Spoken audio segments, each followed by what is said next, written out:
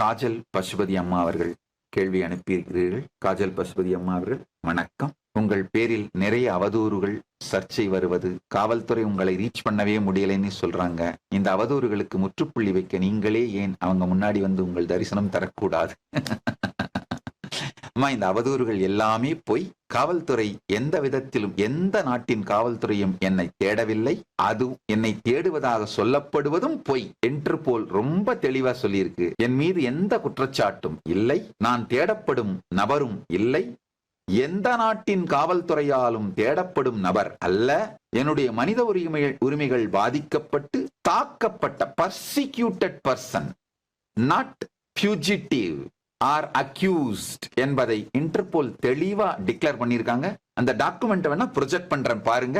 எந்த கோர்ட்டாலும் எந்த நாட்டின் காவல்துறையாலும் தேடப்படும் நபர் அல்ல. சுப்ரீம் மொபைல்ஸின் summer super sale 24 months no cost EMI. Mobile வாங்கும் அனைவருக்கும் நிச்சய பரிசு.